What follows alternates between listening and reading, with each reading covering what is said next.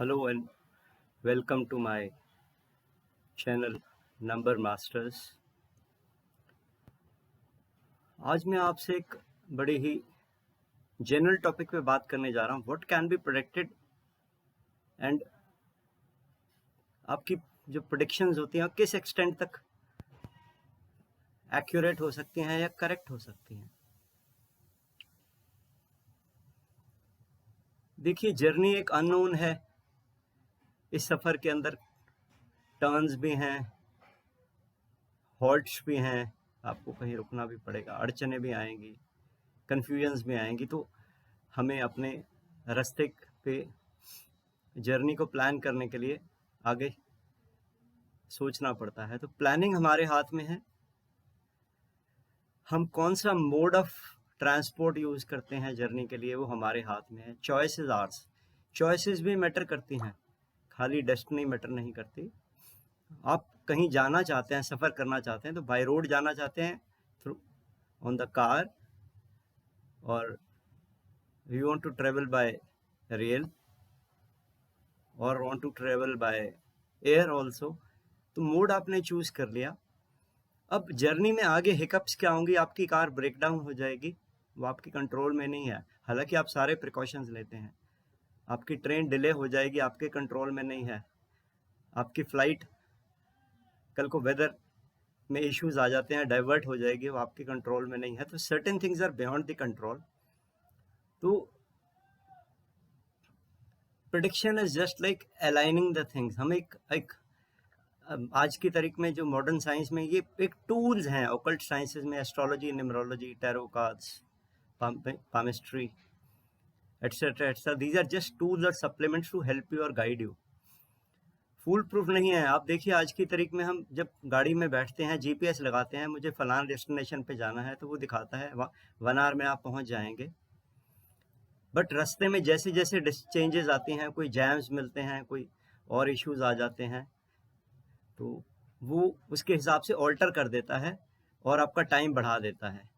या कहीं पे आपको लगता है, आप डिसीजन ले लेते हैं उस जर्नी के अंदर कि नहीं, मुझे इस रूट को फॉलो नहीं करना, मैं दूसरे रूट पे जाऊंगा। तो आप जैसे अपना रूट चेंज करते हैं, तो जीपीएस भी आपका रूट ऑल्टर कर देता है। सिमिलरली ज़िंदगी के अंदर भी ऐसे ही है कि जो हम ये टूल्स को यूज़ करते हैं, हेल्प करते हैं for mapping the journey of the life, ये गारंटी नहीं करते कि ये बिल्कुल ऐसे ही होगा। एस्ट्रोलॉजी में बोला जाता है योग, probability of happening of an event which will happen only if you put in the right effort. And वो कब हैपन होगा, वो आपका जो पीरियड होता है, कैलेंडर होता है। तो जैसे बारिश का एक मौसम होता है, तो तभी बारिश होगी कैलेंडर के हिसाब से। नॉर्थ इंडिया में जुलाई अगस्त में बारिश होती है, और सर्दियां जो हैं, विंटर्स आती हैं नवंबर दिसंबर जनवरी में। तो हर चीज़ का एक समय है। तो हम जो जो जो वेदरमैन होता है, आपको उसकी बेसिस पे प्रिडिक्ट करता रहता है, और जो जो चेंजेस होती हैं।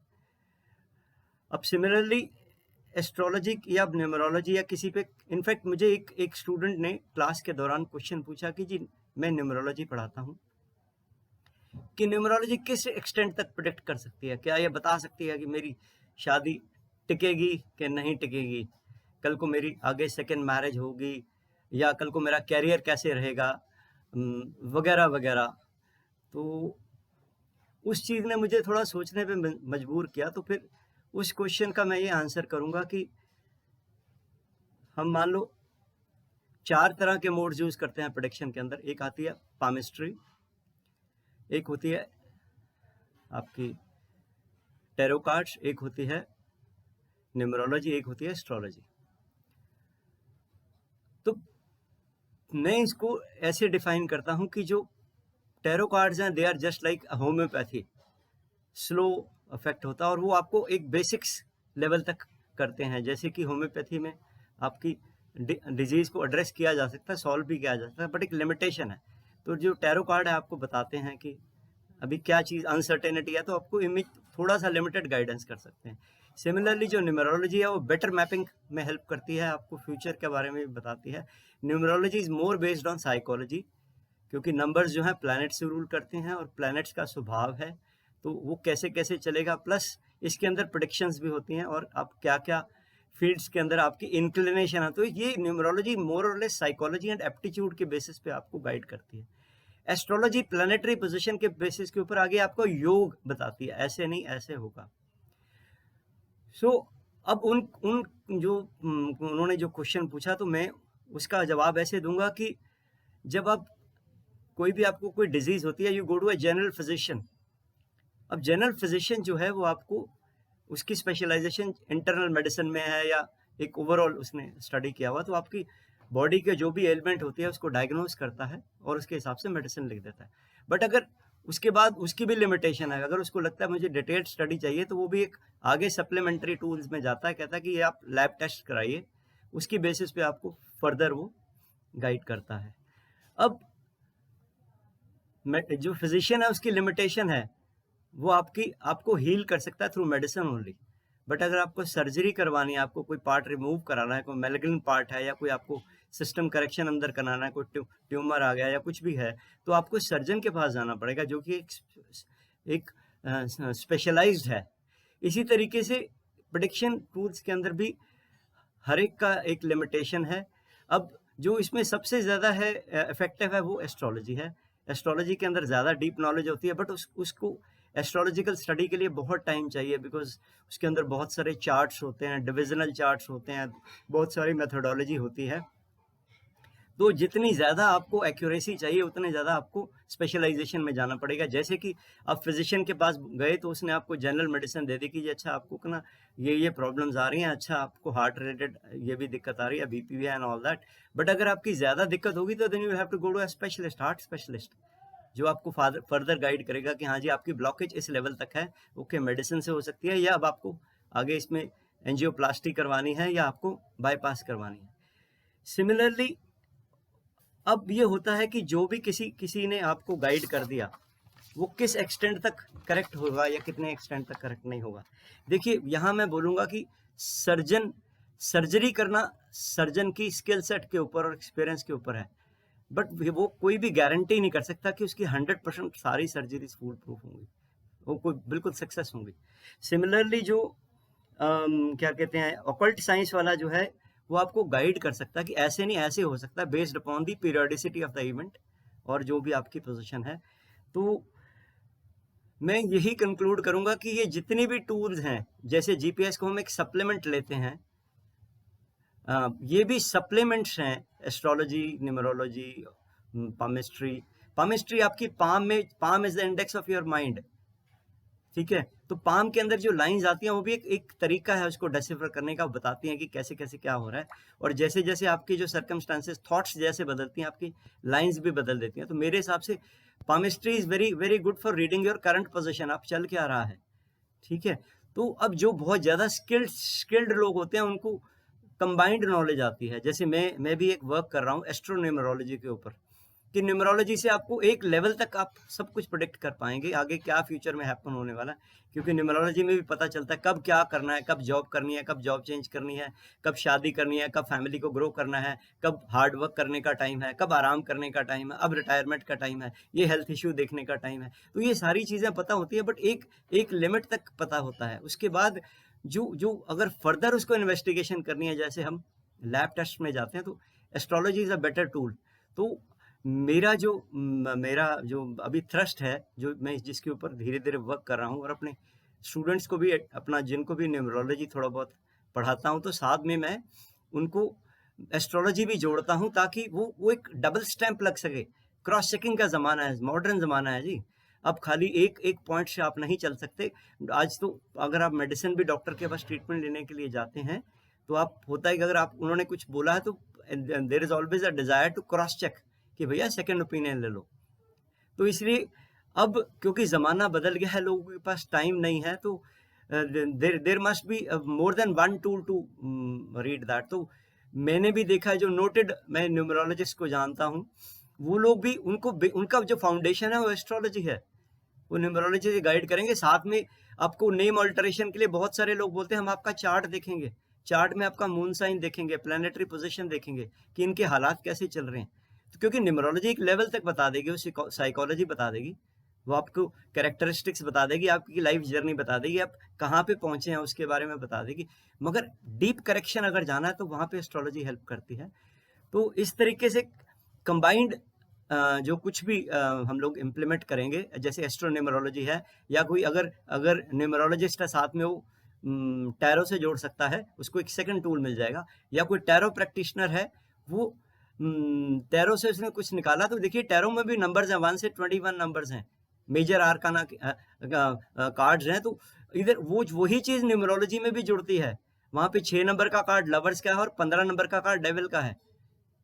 तो दोनों में फर्क क्या है कि 6 पॉजिटिव साइड दिखाता है और 15 negative side of the numerology दिखाता है। अब ये डिपेंड करता है कि आप किस तरह से कितनी गहराई में सब्जेक्ट को जानते हैं, या आपका जो भी आपको गाइड करने वाला है उसको मोर देन वन नॉलेज। तो अब जमाना आ गया है एक टूल के बेसिस पे नहीं चलने का, या जिससे भी आप गाइडेंस लेने का है। तो अब अगर न्यूमरोलॉजिस्ट है, अगर वो साथ में उसने साइकोलॉजी बैकग्राउंड भी है, तो it is more than wonderful. या उसने टैरो किया हुआ है, तो टैरो से वो सेकंड देख सकता है। या अगर उसको एस्ट्रोलॉजी आती है, तो वो उससे गाइड कर सकता है। या अगर उसको पामिस्ट्री आती है, जैसे मैं जनरली क्या करता हूँ, अगर मेरे पास कोई पर्सनल कंसल्टेशन के लिए आता है, तो एस्ट्रोलॉजी के अलावा मैं पाम भी देख लेता हूँ। पाम से मुझे इमीडिएट उनकी करंट अवस्था का पता चल जाता है कि भैया चल क्या रहा है, अभी ये कहाँ कहाँ बैठे हैं। तो लाइक दैट प्रिडिक्शंस, जहां से मैंने शुरू किया था, how much can be predicted and to what extent can be predicted, ये हर टूल की लिमिटेशन है। वो उस हिसाब से आपको गाइडेंस कर सकता है।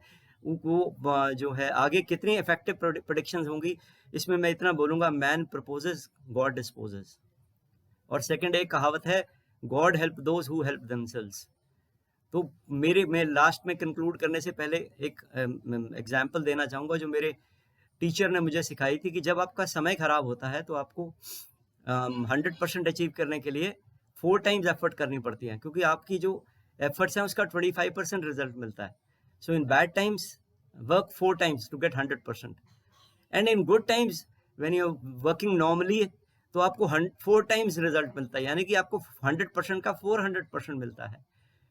तो इस उन्होंने फिर आगे मुझे गाइड किया कि गुड टाइम्स में भी 4 टाइम करना है मेहनत, ग्रो करने के लिए, उसको सेव करने के लिए, for the bad days, for the rainy days, अपना बैंक बैलेंस बनाना है, कर्मास का, फाइनेंस का, कैरियर का, जब अच्छा समय चल रहा है। और जब बैड वर्क टाइम चल रहा है, तो अपने आप को सिर्फ सस्टेन करने का, तो आपको 4 टाइम्स एफर्ट करनी पड़ेगी। तो जिंदगी में आपको जो प्लानिंग करनी है, ये अपनी एज और स्टेज के हिसाब से है। जैसे यंग है, ये तो 4 टाइम्स कर सकते हैं। अभी मिडिल एज है, 55 प्लस है, वो तो हर टाइम सारी जिंदगी 4 टाइम्स थोड़ा करेगा। तो उसने जो अपनी अच्छे टाइम में, यूथ में जो 4 टाइम्स एफर्ट की थी, वो उसको ओल्ड एज में वो आराम से बैठेगा। अब उसको वो ना भी काम करे, एक स्टेज आएगी कि हाँ वो 10% भी काम करता है या नहीं भी करता, तो he is planned his life. This is how the life can be planned. और ये जितने भी टूल्स हैं, मैं फिर गुजारिश करूंगा आप सब लोगों से, ये आपको गाइड कर सकते हैं। उसमें हम लोग आपको आपकी जो एनालिसिस के बाद आपको कुछ भी रेमेडीज देंगे, वो आपकी इम्प्रोवाइजेशन के लिए है, दे आर नॉट सप्लीमेंट्री। जैसे किसी बच्चे ने अगर एग्जाम्स पास करने हैं, तो उसको स्टडी तो करनी पड़ेगी। हाँ, अगर उसको लैक ऑफ कंसंट्रेशन आ रहा है, तो उस केस में हम उसको पर्ल पहना सकते हैं, ताकि माइंड का फोकस बना रहे, माइंड वेवर कर रहा है। या हम उसको सिल्वर पहना सकते हैं, ताकि माइंड की थोड़ी कंसंट्रेशन बढ़ जाए। या अगर किसी की मेमोरी वीक है, तो हम उसको पर्ल जेमस्टोन की रेमेडी दे सकते हैं, ताकि वो उसकी बुद्धि थोड़ी तीव्र हो। तो like that this the counsellor, I treat, we are all counsellors. हम आपको गाइड कर सकते हैं, सजेस्ट कर सकते हैं, कर्म आपने करना है, because ultimately the result will only come if you put in the efforts. अपने आप कोई हॉरोस्कोप, कोई कुछ नहीं हो उसमें। आपका राजयोग है, तो राजयोग आके चला जाएगा, आप बैठे रहोगे, अपना जो है कंफर्ट एंजॉय करते रहोगे, मगर ग्रो नहीं कर पाओगे, क्योंकि आपने कर्म नहीं किया।